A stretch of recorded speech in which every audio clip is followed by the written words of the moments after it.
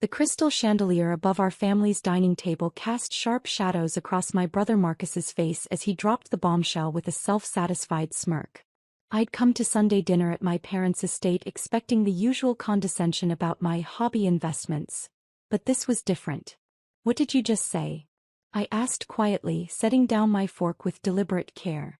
Marcus leaned back in his chair, swirling his wine glass like he'd just closed a major business deal. "I sold those worthless stocks you left in the shared portfolio account. The one Dad set up for both of us years ago. Someone had to be the adult here." My mother dabbed her lips with a linen napkin, her diamond bracelet catching the light. "Honestly, Claire, you should thank your brother. He's always been better with money. Those penny stocks were just gathering dust." "They weren't penny stocks," I said evenly. "Whatever they were," Marcus interrupted, "they're gone now. I got $47,000 for the whole lot. Which, considering you probably paid nothing for them, is a decent return.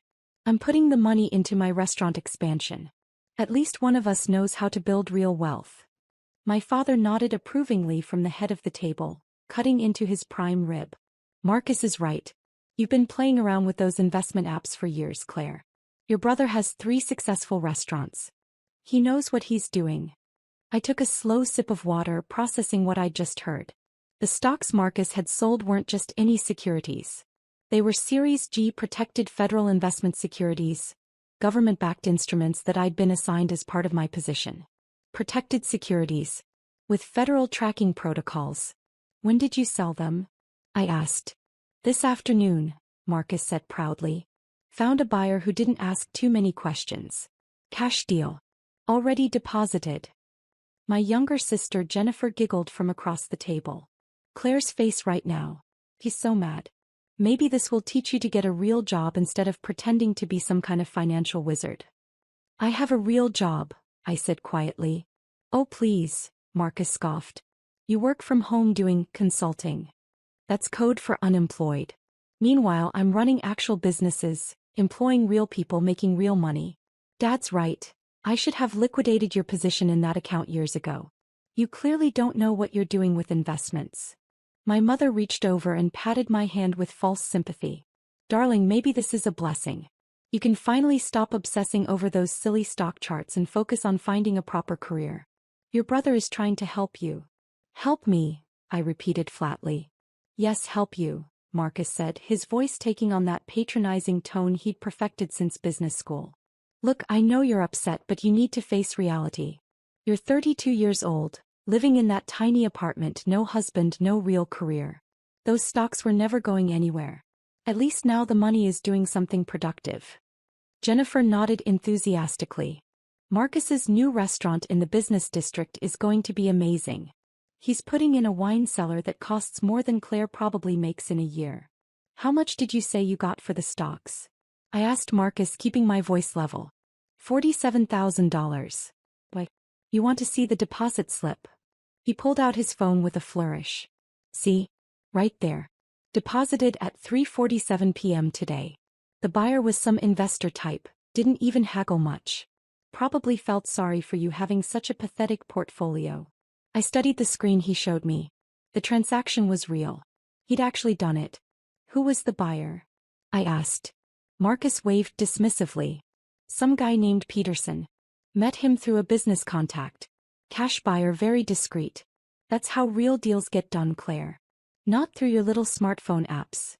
You sold federally protected securities to a cash buyer you met through a contact," I said slowly. "They weren't federally protected," Marcus laughed. "They were junk stocks in some obscure government contractor companies. Nobody cares about those." My father set down his knife and fork with a sharp clink. "Clear enough. Your brother made a smart business decision with assets that were going nowhere. Be grateful he's willing to manage the family portfolio since you clearly can't." "The family portfolio," I said. "You mean the joint account that was set up for emergency access, not for either of us to unilaterally liquidate the other's holdings." "Semantics," Marcus said. "We both had equal access. I exercised my rights as co-holder. If you wanted exclusive control, you should have moved them to a private account. Your mistake." I pulled out my phone slowly. Everyone at the table watched me with varying degrees of amusement and irritation. "What are you doing?" my mother asked. Please don't tell me you're going to call some lawyer. Marcus didn't do anything wrong. I'm not calling a lawyer, I said calmly, scrolling through my contacts. I'm calling my office. Jennifer burst out laughing. Your office. That's rich.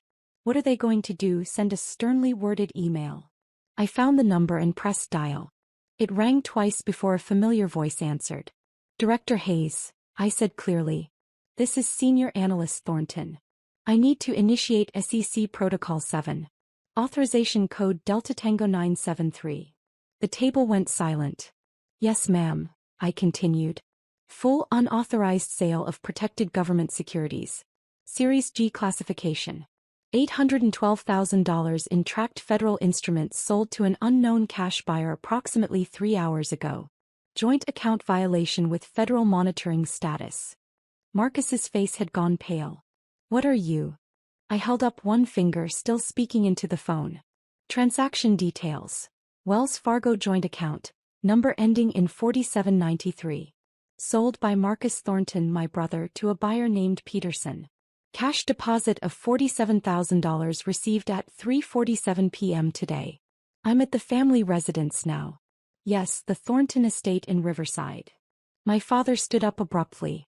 Claire, what is this nonsense? I ignored him, listening to Director Hayes on the other end. Understood. Federal Securities team and local FBI field agents. ETA 20 minutes. I'll secure the location and ensure all parties remain present. Yes, ma'am. Thank you. I ended the call and set my phone on the table with deliberate care. What did you just do? Marcus demanded, his earlier confidence evaporating. I reported the unauthorized sale of federally protected securities, I said calmly. Something I'm legally required to do within 4 hours of discovery. Federally protected? My mother gasped. Claire, stop being dramatic. They're just stocks. They're Series G protected federal investment securities, I explained, my voice steady. Issued through the Department of Treasury's Strategic Asset Program. I hold them as part of my position as Senior Financial Intelligence Analyst with the Securities and Exchange Commission. They're tracked, monitored, and protected under federal law. Selling them without proper authorization is a felony. The color drained from Marcus's face completely. You work for the SEC? For the past 6 years, I said. I'm part of the division that monitors and protects high-value government investment instruments. Those worthless stocks you sold were actually strategic federal holdings worth approximately $812,000. You sold them for $47,000 to an unauthorized buyer in a cash transaction. That's federal securities fraud, money laundering, and theft of government property. Jennifer's mouth hung open. But you work from home. You're always just on your laptop. I work from home because I analyze classified financial data, I said. I can't discuss the details of my work. That's why I've never talked about it at family dinners. My father sank back into his chair, his face ashen. Claire, surely there's been some mistake. Marcus didn't know. Didn't know that selling someone else's securities without permission is illegal? I interrupted gently. Dad, ignorance doesn't excuse federal crimes. Especially not when those securities are flagged in government databases. Marcus grabbed his phone with shaking hands. I'll call Peterson. I'll get them back. I'll reverse the transaction. It's too late for that, I said. The moment you completed that sale, federal tracking protocols were triggered. The SEC's automated monitoring system flagged the transaction within minutes. I would have been notified by my office within the hour even if I hadn't been here. The only question now is whether Peterson was a knowing participant in securities fraud or an unwitting buyer of stolen federal property. This is insane, Marcus said, his voice rising. They're stocks. I sold stocks. That's not illegal. Selling your own stocks isn't illegal, I agreed. Selling someone else's federally protected securities without authorization absolutely is. Especially in a cash transaction designed to avoid normal banking oversight. That adds money laundering charges. My mother's hands trembled as she reached for her wine glass. Claire, please. Marcus made a mistake. Can't you just fix this? Call them back. I can't fix a federal crime, Mom, I said quietly. Once Protocol 7 is initiated, it's out of my hands. The federal securities team has jurisdiction now. They'll need to interview everyone, secure all financial records, and trace the entire transaction chain. Everyone? Jennifer asked, her voice small. Everyone involved or who has knowledge of the transaction, I confirmed. That includes all of you since Marcus announced it at dinner. My father's lawyer instinct seemed to kick in. He'd been a corporate attorney before retirement. Claire, think about what you're doing. This is your family. Surely there's some way to handle this internally. Dad, I spent 6 years building my career on financial integrity, I said. If I failed to report this, I'd lose my security clearance, my job, and face criminal charges myself for covering up federal crimes. Would you ask me to throw away my entire career to protect Marcus from the consequences of his own actions? The doorbell rang, echoing through the large house. That was faster than 20 minutes, I noted, standing up. They must have had a team nearby. Marcus lunged up from his chair. Don't answer that. Marcus, sit down, I said firmly. Running will only add more charges. Federal agents are already at every exit by now. That's standard protocol. My mother started crying softly. This can't be happening. Not to our family. I walked to the front door, my family frozen at the dining table. Through the decorative glass panels, I could see at least 6 dark SUVs parked in our circular driveway. Men and women in navy windbreakers with bright yellow FBI and CC lettering were already positioned around the property. I opened the door to find Director Hayes herself standing there, flanked by 2 FBI agents and 3 SEC enforcement officers. She was a stern woman in her 50s with silver hair and sharp eyes that missed nothing. Director Hayes, I said professionally. Thank you for responding so quickly. Analyst Thornton, she nodded. Given the value of the securities and the irregular nature of the sale, we mobilized immediately. Where is the subject? My brother Marcus is in the dining room with the rest of my family. He has his phone with him and may have contact information for the buyer. FBI will need that phone, one of the agents said, stepping forward. He was tall, broad-shouldered, with the bearing of someone who'd spent years in federal law enforcement. I'm Special Agent Rodriguez. This is Special Agent Chin. We'll be handling the criminal investigation while the SEC addresses the securities violations. Director Hayes gestured to the 3 SEC officers behind her. These are senior enforcement officers Williams, Jackson, and Park. They'll need to document all financial records related to the transaction. Of course, I said, stepping aside. Please come in. My family watched in stunned silence as the federal agents and SEC officers filed into our dining room. The elegant dinner party had transformed into a crime scene investigation in seconds. Special Agent Rodriguez approached the table, pulling out his badge. Marcus Thornton? Marcus nodded wordlessly, his face now greenish pale. I'm Special Agent Rodriguez with the FBI's Financial Crimes Division. I need you to remain seated and keep your hands visible. You're being detained for questioning regarding the unauthorized sale of federally protected securities. You have the right to remain silent. Anything you say can and will be used against you in a court of law. You have the right to an attorney. Wait, my mother cried. You're arresting him? He's being detained, Agent Chin clarified, moving to Marcus's side. If you could stand up slowly, Mr. Thornton, and place your hands behind your back. This is barbaric, my father shouted. He's not a criminal. Director Hayes stepped forward, her voice carrying authority that silenced the room. Mr. Thornton, your son sold $812,000 worth of government-protected securities for $47,000 in an unauthorized cash transaction. That's not a simple mistake, it's multiple federal felonies.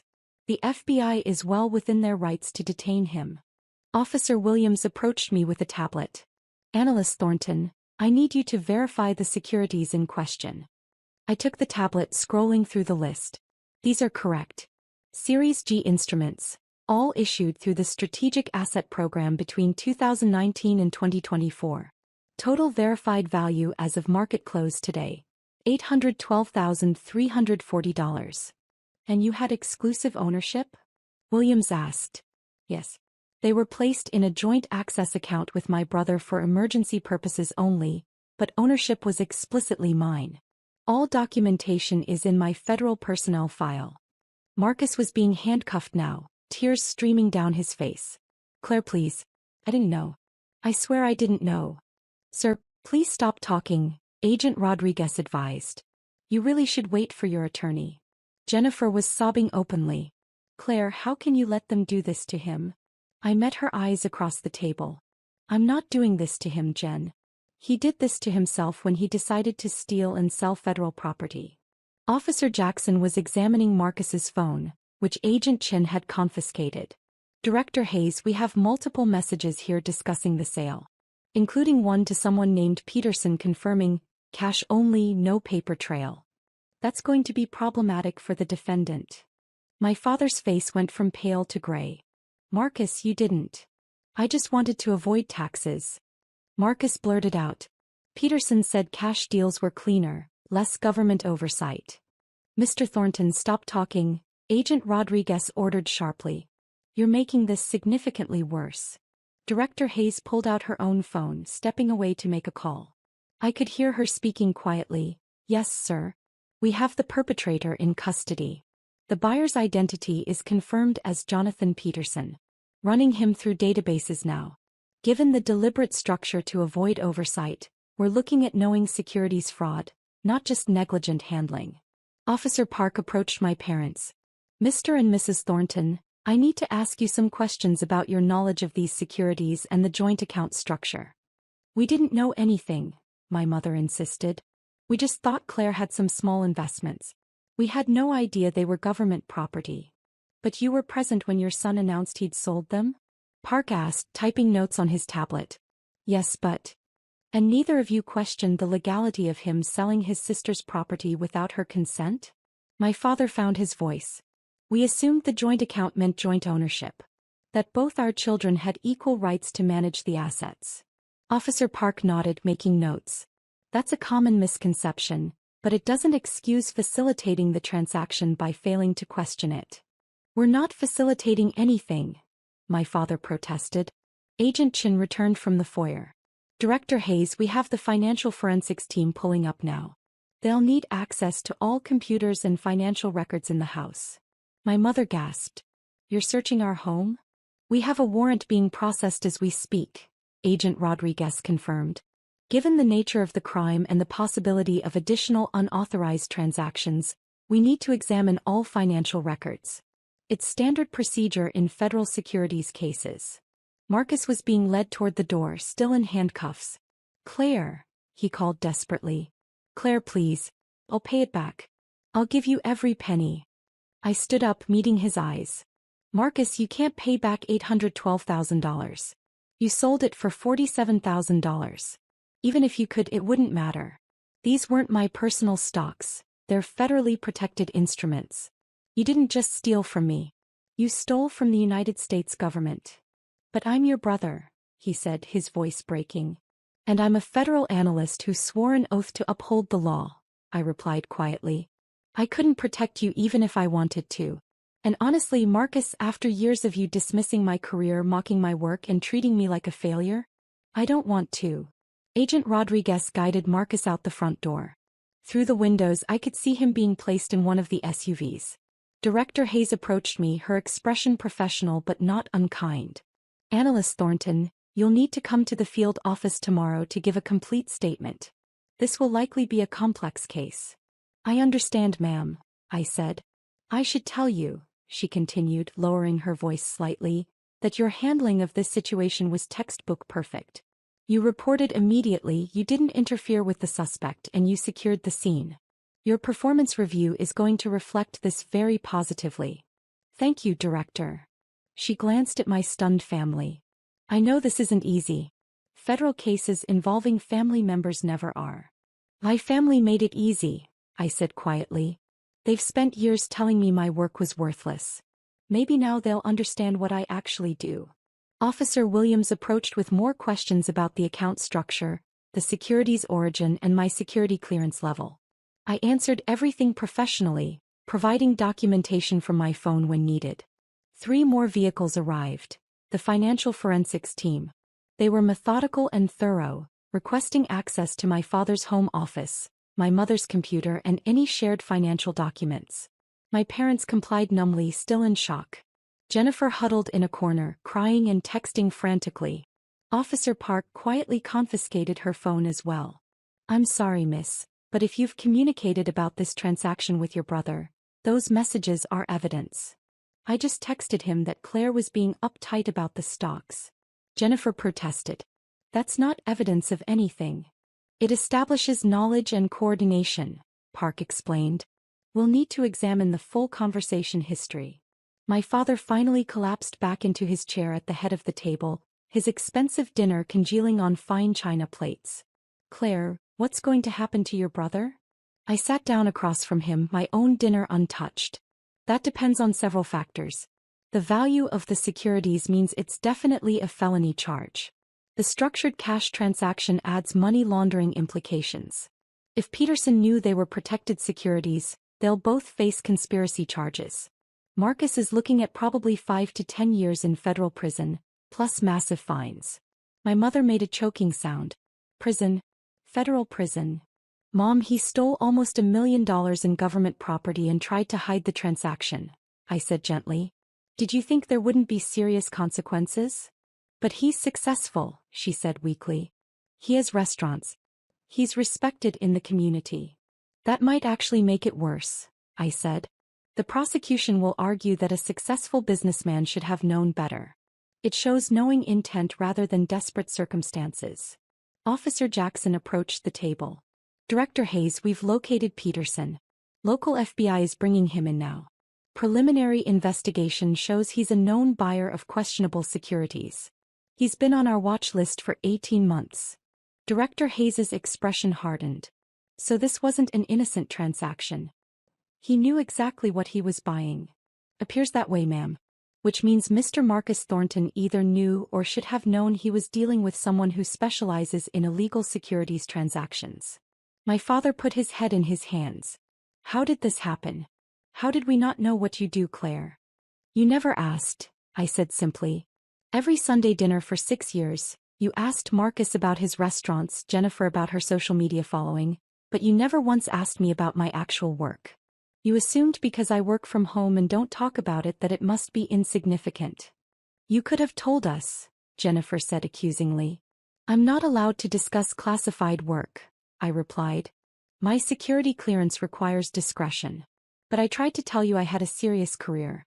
You just never believed me. Officer Williams returned from the home office with several boxes of financial documents. Director Hayes, we're finding some interesting additional transactions. Mr. Marcus Thornton has made several large cash deposits over the past 6 months. Amounts just under the federal reporting threshold. Structuring, Agent Chin said grimly. That's another federal crime. My mother looked like she might faint. How many crimes are there? At this point, I calculated mentally. Securities fraud, theft of government property, money laundering, structuring financial transactions to avoid reporting requirements, and possibly conspiracy if Peterson's history is established. Each carries different sentencing guidelines. Claire, please, my father said, his voice barely a whisper. Isn't there anything you can do?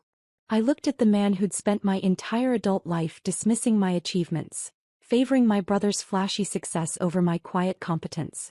Dad, I've done what I'm legally required to do. Everything else is up to the federal prosecutors now. Director Hayes's phone rang. She answered, listened briefly, then approached our table. Mr. and Mrs. Thornton, the warrant has been approved. The forensics team will need approximately 4 hours to complete their search. You're free to remain in the home, but you cannot interfere with the investigation. For hours, my mother whispered. Federal Securities investigations are thorough, I explained. They need to ensure there are no additional compromised assets or transactions. Officer Park finished his interview notes. Mrs. Thornton, one more question. Did you or your husband receive any benefit from your son's sale of these securities? My mother shook her head. No, nothing. We didn't even know about the sale until tonight at dinner. And yet you immediately defended his actions and dismissed your daughter's concerns, Park noted. That could be interpreted as enabling the crime. We weren't enabling anything, my father protested. We were just supporting our son. By telling him he was right to sell property that didn't belong to him, I said quietly. That's enabling, Dad. Jennifer's phone buzzed. Someone had returned it after downloading its contents. She stared at the screen, then looked up at me with wide eyes. Claire, Marcus is texting from the FBI office. He's saying his lawyer told him he's looking at 15 years minimum because of Peterson's history. That sounds about right, I confirmed. Conspiracy charges with a known criminal actor increase the sentencing guidelines significantly. 15 years, my mother repeated numbly. He'll be 50 years old when he gets out. If he gets out in 15 years, Officer Jackson corrected. Federal sentences don't have parole like state crimes. He'll serve at least 85% of whatever sentence he receives. The forensics team was moving through the house now, their equipment cases and evidence bags visible through the doorway. The elegant Thornton estate, where we'd had hundreds of family dinners over the years, had become the scene of a federal investigation. Director Hayes approached me one more time before leaving. Analyst Thornton, take tomorrow off. Come in Thursday morning for your statement. Given the circumstances, we're also assigning you a counselor to help process the family implications. That's not necessary, ma'am, I said. It's not optional, she replied firmly but not unkindly. You did everything right, but investigating family members takes a psychological toll. The Bureau requires it. After she left, I sat alone at the dining table while the forensics team worked and my family huddled in the living room. My phone buzzed with a call from an unknown number. I answered carefully. Claire Thornton, a male voice asked. Speaking. This is Jonathan Peterson. I think we need to talk about those securities your brother sold me. I put the phone on speaker and gestured to Officer Williams, who immediately began recording. Mr. Peterson, I have nothing to discuss with you. You should speak with your attorney. I'm willing to return the securities, he said quickly. Full return, no questions asked. I didn't know they were government property. Mr. Peterson, this conversation is being recorded, and the FBI already has you in custody, I said calmly. Anything you say is evidence. There was a long pause, then the line went dead. Officer Williams smiled grimly. He'll be adding attempted witness tampering to his charges now. That was incredibly stupid of him. People do stupid things when they're desperate, I observed. Speaking from experience? Williams asked. Speaking from 6 years of watching financial criminals make predictable mistakes, I replied. As the evening stretched into night, the forensics team completed their work. They'd found evidence of 3 other questionable transactions Marcus had made over the past year, not involving my securities, but still potentially problematic for his restaurant's financial status. Agent Chin approached my parents with a final warning. Mr. and Mrs. Thornton, we're going to need you to be available for additional questioning. Don't leave the state without notifying us. Are we under investigation too? My father asked hoarsely. Not currently, Chin replied.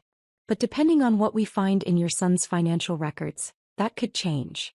If any family money was used to facilitate his transactions or if there's evidence of structured gifting to avoid taxes, we'll need to expand the investigation.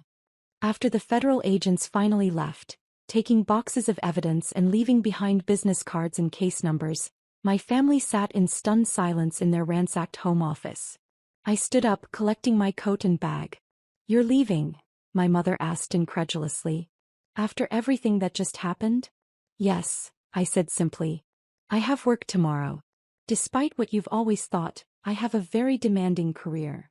Claire, wait, my father said, his voice cracking. We need to talk about this. About what we're going to do. There's nothing to do, I replied. Marcus committed federal crimes. The law will take its course. You should hire him the best criminal defense attorney you can afford, though I doubt it will help much given the evidence. But you could talk to them, Jennifer pleaded. Tell them it was a misunderstanding. I looked at my younger sister who'd spent years mocking my career on social media, posting about her boring sister who plays with stocks. Jen, it wasn't a misunderstanding. Marcus deliberately sold protected federal securities in a structured cash transaction to a known criminal securities buyer. Even if I wanted to help, which I couldn't. The evidence is overwhelming. So that's it, my mother asked. You're just going to let your brother go to prison? I'm not letting him do anything, I said quietly. He made his choices. He spent years belittling my career, dismissing my work, and treating me like a family disappointment. Tonight, when he needed to understand that my work was real and important, he learned the hardest way possible. I walked toward the door, then paused. For what it's worth, I did try to tell you. All of you.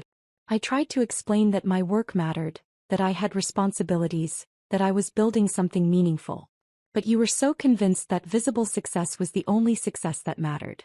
Marcus's restaurants, Jennifer's Instagram followers, Dad's retired partner status. You never looked beneath the surface to see what I actually did. We didn't know, my father said weakly. You didn't ask, I corrected. There's a difference. I left them there in their elegant home, surrounded by evidence tags and FBI business cards, their perfect family dinner destroyed by federal crimes and broken trust. My phone buzzed as I drove home. A text from Director Hayes. Peterson is cooperating. Full confession. He paid Marcus $47,000 knowing the securities were worth $812,000. They'll both face maximum sentences. Your brother's preliminary charges: securities fraud, theft of government property, money laundering, conspiracy and structuring. Total exposure: 12 to 20 years federal prison, $500,000 in fines, asset forfeiture of the 3 restaurants. Excellent work tonight. Analyst Thornton. I pulled into my tiny apartment parking lot, the 1-bedroom condo that my family had always mocked. It was small, yes, but it was mine. Paid for with my federal salary, my bonuses for excellent security analysis work, and my complete lack of need to impress anyone with flashy success. Inside, I changed into comfortable clothes and opened my laptop. My work email had 17 new messages, most marked classified. The same boring, worthless work my family had dismissed for 6 years. 3 days later, I sat in a federal prosecutor's office giving my official statement. Assistant U.S. Attorney Michelle Torres was handling the case personally. It was high-profile enough to warrant senior attention. Your brother's attorney is pushing for a plea deal, she told me. But given Peterson's confession and the evidence of deliberate structuring, we're not inclined to be generous. What are they offering? I asked. He wants to plead to negligent handling of securities in exchange for dropping the conspiracy and money laundering charges. Would result in probably 18 months minimum security and a $50,000 fine. And you're considering it? Torres smiled coldly. Not remotely. Your brother sold $812,000 in protected government securities to a known criminal for $47,000 in cash. That's not negligence. That's knowing participation in securities fraud.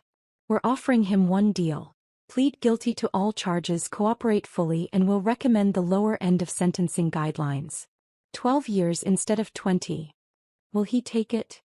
His attorney says he's still hoping for family intervention. Something about his sister working for the SEC and surely having influence. I shook my head. I'm a senior analyst, not a director. And even if I had influence, I wouldn't use it. My brother needs to face the consequences of his actions. Your family isn't happy with you, Torres observed. My family has never been happy with me, I replied. This is just the first time they've had a reason to admit it. The trial, when it happened 6 months later, was swift and devastating. Peterson had already pleaded guilty and testified against Marcus, confirming that Marcus had specifically sought out a cash buyer willing to avoid oversight. Text messages showed Marcus joking about screwing over his uptight sister, and finally making real money off her worthless portfolio. The jury deliberated for 3 hours before returning guilty verdicts on all counts. At sentencing, Marcus's attorney presented character witnesses, fellow restaurant owners, community leaders, even a city councilman who praised Marcus's business acumen. Then the prosecutor called me to make a victim impact statement. I stood at the podium looking at my brother in his expensive suit, his face gaunt from 6 months of legal stress. Your Honor, I began, my brother didn't just steal government securities. He stole my credibility, my family's trust in my career, and my sense of security in my own family. For 6 years, I worked hard to build a career in federal financial analysis.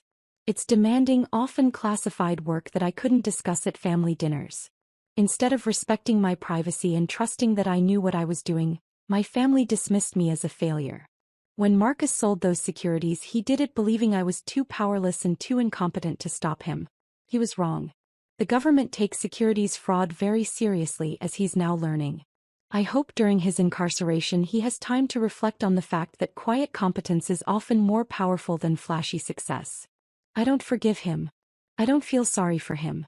He made his choices and now he's facing the consequences. That's how the law works, regardless of family connections.